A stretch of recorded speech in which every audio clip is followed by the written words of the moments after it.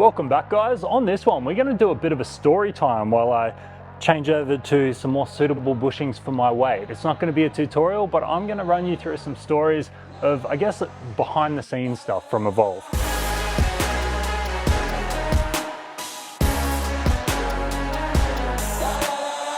I started at Evolve back in 2018. Jeff brought me on board to launch the GTR Series 1. We pretty much traveled over the entire world. We went to a whole bunch of countries: London, that's not a country, England, the USA, France, New Zealand, and all around Australia as well. Of course, there was some chaos that happened. USA was probably the most chaotic ones. We were going for like the big landmark stuff. We wanted people to see it and know exactly where we were going. So we went to the Golden Gate Bridge, and this is a pretty fun story. Apparently, you're only allowed to skate on one side of the Golden Gate Bridge, and we were not aware of that at all.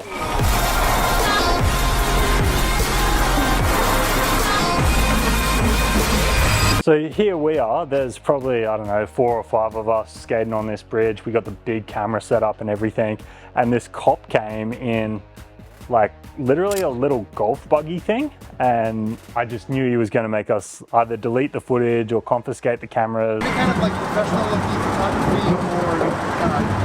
photography or So here I am, and I've popped the memory card in my mouth, and this cop's talking to us. I got a memory card sitting up the back of my gum. This cop's saying, oh, you have to delete the footage. He's telling us to do what I thought he was going to do. Can I take a look at what you've captured so far? So I was fiddling around with the camera, and I've shown the cop that the camera says memory card not inserted, but I was pretty much trying to tell him that it's a fancy camera, and with a camera like that you need a computer to delete footage, and that's why I've gone and corrupted the memory card.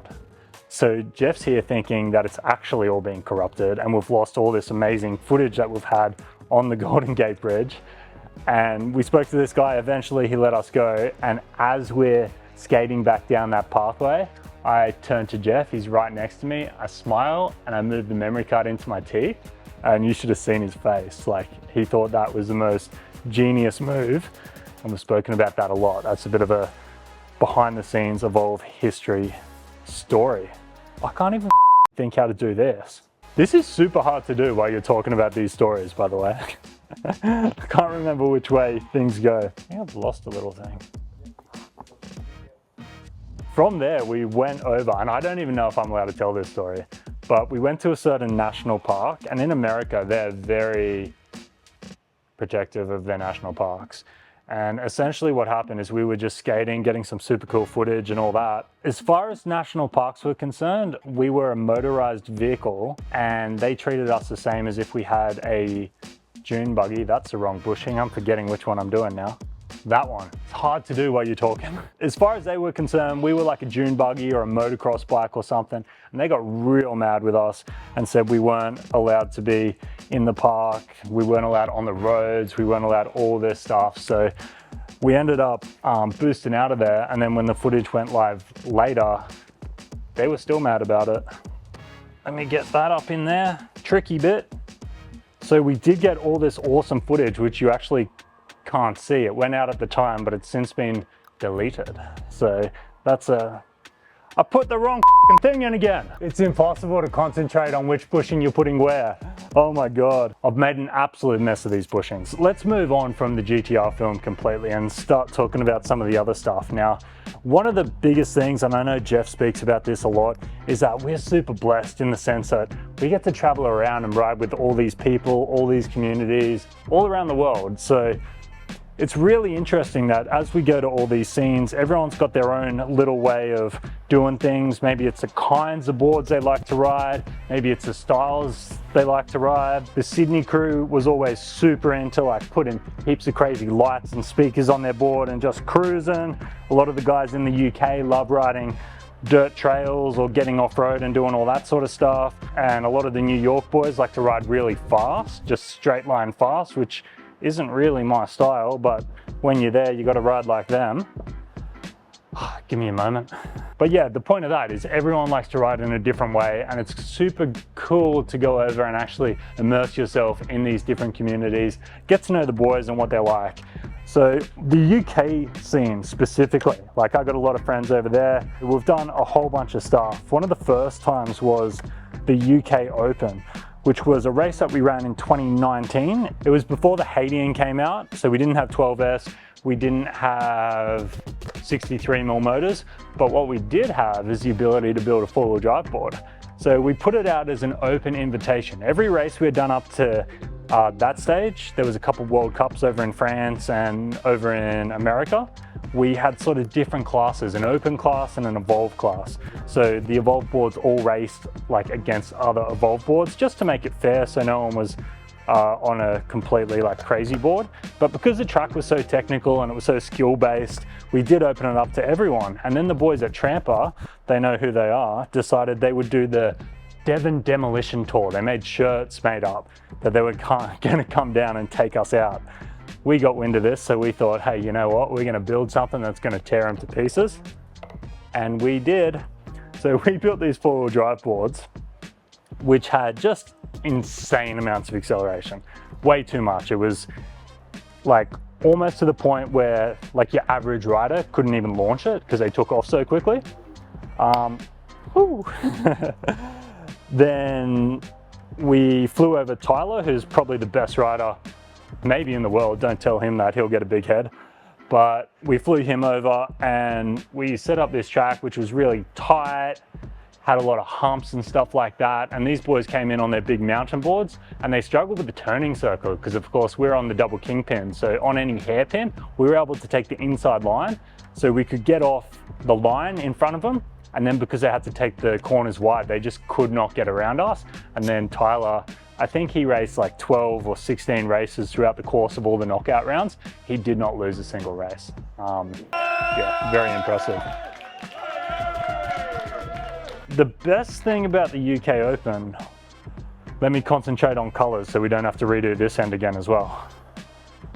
All right, here we go. We got our blues and our oranges. Orange on the board side because it's closest to the board, road side because it's closest to the road. Very simple. A lot of people have since asked, when are we going to bring out four-wheel drive boards? And it's a good question. What happened was we came back from the UK and we built 6 of these. So we had them in the shop, and as guys that work here, we're allowed to kind of take whatever boards we like to go and shred. And they just sat there because no one actually wanted to ride them. They were fun off-road, but if you actually wanted to go and, you know, carve around the streets and ride like normal riding that we actually like, they're not very good for it. Because if you know anything about like drifting cars, they use all-wheel drive boards, cars, for rally, so they're great on off-road and around corners. But if it comes to drifting and like actually, that's essentially what carving is. If you have front wheel drive, when you carve, it straightens the board up. So all-wheel drive boards ruin carves. That's a controversial but true opinion. It is what it is, deal with it. And that's why we never did it, because we had them and we didn't even ride them ourselves. So why would you guys want to? We don't want to sell you anything that you're not going to be absolutely stoked with. I've lost another washer. I'm going to give this thing like a bit of a clean up and jizz it all up while we're getting this done. So time for one more little story. And I want to talk about China. Now, boards are manufactured in China. All the R&D is done here, but there has been a lot of times where we've had to go over there as well, either to do content or to do some final testing. Jeff always goes over there once or twice before like a new board comes out. But there's been times, especially in that GTR testing where there was so many changes happening, we were going over every couple months and we'd have to do all the testing in the factory.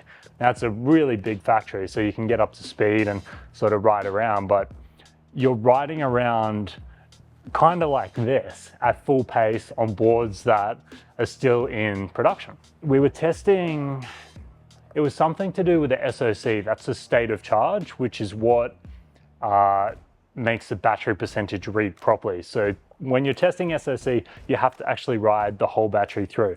So we came up with this test, and the way we were going to do it was we were going to get, I think we put out 20 or 30 boards, and we were going to ride them for like 5 to 10 kilometers each, but it just worked out that we had to do hundreds of kilometers, but we had to do it inside a warehouse.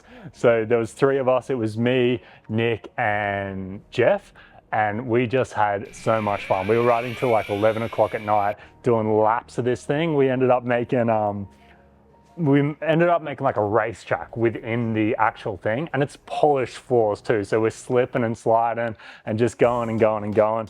Really, really fun time. Alrighty, so that is a somewhat clean and freshly bushioned up board. It's got new pivot cups, new bushings, and it's all greased up. So this is going to be good to ride for a while. We thought you might enjoy, I guess, the little behind the scenes stories. This is a brand kind of built by riders for riders. We do have a lot of fun doing what we're doing, and we have been really lucky to go out there and, I guess, stack a bunch of these stories over the last couple of years, riding with hundreds and hundreds of people from this community. If you want to see more videos like this, drop a comment, let us know. We can get Jeff in here. He's been doing it about 14 years now, from the really, really early days when they didn't look anything like this. But until then, guys, happy riding.